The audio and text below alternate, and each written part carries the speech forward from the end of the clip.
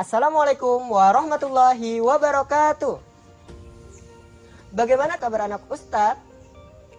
Ustadz harap kalian selalu sehat ya.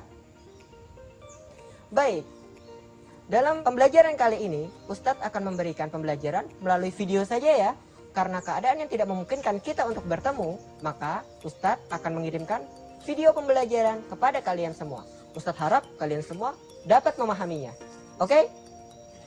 Sebelum pembelajaran dimulai, Ustadz mau tanya, kalian sudah melakukan perbuatan baik apa hari ini? Tentu, anak-anak Ustadz pasti sudah melakukan perbuatan baik hari ini. Walaupun kalian tidak bisa keluar rumah karena suatu keadaan yang tidak memungkinkan, tapi berbuat baik harus selalu kita lakukan. Dalam pembelajaran kali ini, Ustadz akan membawakan materi tentang peribahasa Banjar. Oke, Ustadz mau tanya, kalian ingat tidak peribahasa apa saja yang ada dalam materi kita? Ya, benar sekali, ada banyak. Mari kita bahas peribahasa tersebut satu persatu. Baik anak-anak, kita mulai dari peribahasa yang pertama, yaitu apik-apik kalau Ticilubuk. Apik-apik kalau Ticilubuk ialah suatu peribahasa yang mengungkapkan bahwa kalau seorang pergi ke benua orang atau ke tempat lain, kalian harus melakukan tindakan ataupun perkataan dengan hati-hati. Intinya, hati-hati dalam bertindak. Kalau itu dapat menyinggung orang. Biasanya, peribahasa ini ditujukan untuk orang yang ingin merantau atau juga orang yang baru saja tinggal di tempat yang baru. Kalian sudah paham? Bagus kalau kalian sudah paham. Baik, kita mulai dengan peribahasa selanjutnya. Peribahasa yang kedua ialah guna tahilarut. Jangan salah, maksud dari peribahasa ini adalah ditujukan untuk orang yang sombong atau orang yang tidak ingat lagi dengan budi baik yang telah diberikan kepada orang lain. Ini tidak baik ya. Atau bisa juga untuk anak muda yang tidak menghormati kepada orang yang lebih tua. Jadi Ustadz harap kalian jangan meniru perilaku orang yang ada dalam peribahasa ini. Oke? Baik, kita akan lanjut kepada peribahasa selanjutnya. Adalah peribahasa berendah pada kencur. Maksud dari peribahasa ini adalah ditujukan kepada seseorang yang pintar, tetapi sifatnya tidak sombong. Artinya dia tidak memamerkan kepintarannya. Dia sederhana saja. Ustadz harap kalian menjadi orang yang seperti ini. Walaupun kalian pintar, walaupun kalian cerdas, tetapi kalian tidak sombong dengan kepintaran kalian. Oke, ingat ya anak-anak Ustadz. Peribahasa selanjutnya adalah dalas belangsar dada. Maksud dari peribahasa ini adalah orang yang memiliki semangat yang luar biasa dalam mencapai tujuannya. Atau bisa juga berbagai cara yang dilakukan seorang anak kecil untuk mencapai tujuannya. Oke. Mungkin ini agak membingungkan, Ustadz akan berikan contohnya. Contoh yang pertama adalah orang yang memiliki semangat yang luar biasa untuk mencapai tujuannya. Misal, kalian ingin lulus ujian dengan nilai tertinggi, maka kalian bersemangat sekali untuk mencapai nilai tersebut. Segala upaya kalian lakukan, seperti belajar, bimbel, les, serta mengikuti berbagai macam kegiatan untuk menunjang kalian dalam meraih nilai yang sempurna di ujian nanti. Contoh yang kedua adalah upaya yang dilakukan seorang anak untuk mencapai tujuannya. Misal, nih Ustadz mau tanya, kalian saat diajak orang tua ke toko mainan atau ke pasar, pernah nggak kalian menangis sampai guling-guling? Benar tidak? Ayo, Ustadz yakin kalian pasti pernah melakukan itu supaya diberikan sesuatu yang sangat ingin kalian miliki.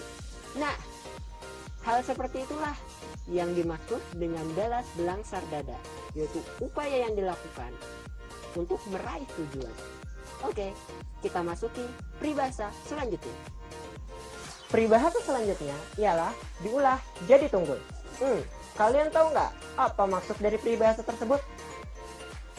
Maksud dari peribahasa tersebut adalah pandiran atau perkataan orang tua tetapi tidak diasing. Selanjutnya adalah peribahasa disambat mati bapak, kada disambat mati umat. Maksud dari peribahasa ini adalah seseorang yang dipilihkan dua pilihan yang sangat sulit. sehingga orang tersebut bimbang karena semua yang dia pilih adalah pilihan yang serba salah. Jika kalian menghadapi hal yang seperti ini, saran dari Ustadz, kalian jangan gugup dan jangan panik. Tetap berpikir kritis dan juga pilih pilihan yang paling sedikit mudaratnya atau paling sedikit membawa pengaruh buruknya. Semoga kalian tidak mengalami hal yang digambarkan dalam peribahasa tersebut. Kalian sudah paham? Baik, kita lanjut ke peribahasa selanjutnya. Kita memasuki peribahasa selanjutnya, yaitu gunang tungkat kena dahi. Kena dahi ya. Maksud dari peribahasa ini adalah ditujukan kepada seseorang yang suka ikut campur masalah orang lain dan menyebabkan orang tersebut terkena masalah karena tindakannya. Ustadz kasih contoh. Misalnya ada seorang anak, sebut saja namanya Mawar. Mawar ikut campur masalah temannya. Tetapi karena ia ikut campur, akhirnya Mawar terkena masalah yang lebih besar karena dia ikut campur dengan masalah temannya. Yang awalnya dia tidak ada masalah, akhirnya dia jadi kena masalah. Nah, Ustadz harap kalian tidak seperti ini ya. Membantu masalah teman memang bagus, tetapi kita membantu dengan tujuan untuk menyelesaikan masalah, bukan menambah masalah. Oke? Kita masuk peribahasa selanjutnya. Baik, peribahasa selanjutnya yaitu hidung mancung kayak bawang sesiung. Maksud dari peribahasa ini ditujukan kepada seseorang yang memiliki hidung yang mancung, sehingga orang tersebut dipandang sebagai orang yang cantik atau orang yang tampan. Jadi maksud dari peribahasa ini merupakan suatu pujian ya, bukan suatu hinaan ataupun sindiran. Kalian bisa memahaminya? Peribahasa selanjutnya yaitu peribahasa yang berbunyi kecil ngulik sasak di lawang. Peribahasa ini ditujukan untuk menyindir orang yang besar. Orang yang besar dan gemuk. Karena biasanya orang yang besar dan gemuk dia akan sasak di lawang. Nah, ini ditujukan untuk menyindir orang tersebut. Nah, sebenarnya peribahasa ini tidak begitu baik ya, karena ini dapat ditakutkan menyinggung perasaan orang lain. Oke? Baik, kita akan masuk ke peribahasa selanjutnya. Peribahasa selanjutnya yaitu peribahasa yang berbunyi kepala menyuruh, buntut menghambat. Membingungkan bukan? Ya, maksud dari peribahasa ini adalah dimaksudkan untuk orang yang bermuka dua. Maksud dari seseorang bermuka dua ialah ketika berada di hadapan seseorang, orang tersebut sangat baik. Tetapi ketika jauh dengan orang tersebut, maka dia akan menjelek-jelekan orang tersebut. Kalian bisa paham? Kalau kalian sudah paham, kita akan memasuki peribahasa selanjutnya. Peribahasa selanjutnya ialah kaya pinang dibelah dua. Tentu kalian sudah sering mendengar peribahasa ini. Maksud dari kaya pinang dibelah dua ialah sepasang pengantin yang sama-sama cocok, atau bisa juga peribahasa ini ditujukan kepada seseorang yang sangat mirip. Seperti saudara, kemudian teman, mereka berdua memiliki wajah yang sangat mirip. Maka peribahasa ini juga bisa digunakan. Kalian sudah paham? Bagus kalau kalian sudah paham. Kita masuki peribahasa selanjutnya. Peribahasa selanjutnya adalah peribahasa yang berbunyi lingis kayak dijilat naga. Maksud dari peribahasa tersebut adalah ditujukan untuk orang yang ketika makan selalu menghabiskan makanannya. Ini adalah kebiasaan yang bagus. Karena Rasulullah SAW bersabda, ketika kita makan, kita harus membersihkan makanan kita. Jangan sampai ada sisa. Karena kita tidak tahu berkah dari makanan yang kita dapat itu berada di mana. Kalian paham? Kalau kata orang zaman dulu, ini ditujukan untuk orang yang gemuk atau orang yang besar dan orang itu banyak makan. Oke? Kalian paham? Bagus kalau kalian sudah memahaminya. Baik, kita akan masuk ke peribahasa selanjutnya. Peribahasa selanjutnya adalah peribahasa ngalih membuang batu ke pelatang. Maksud dari peribahasa ini adalah ditujukan kepada seseorang yang sulit sekali membuang kebiasaan buruk.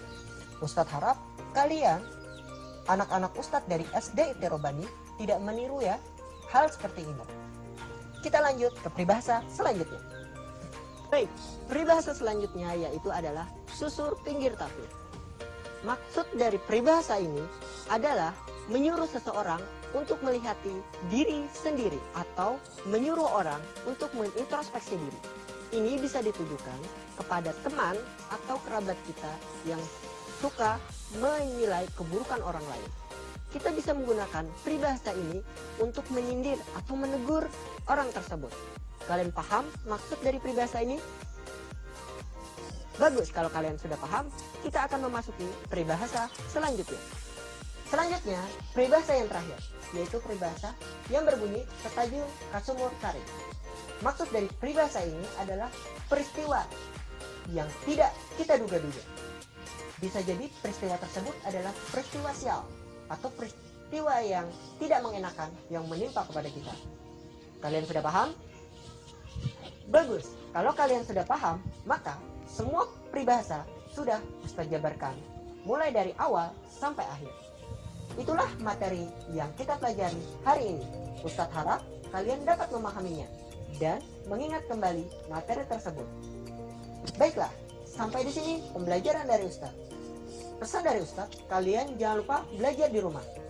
Ustadz doakan nanti saat ujian kalian mendapatkan nilai yang terbaik. Baik, Ustadz akhiri. Wabillahi taufiq wal hidayah wal ridha wal inayah. Wassalamualaikum warahmatullahi wabarakatuh.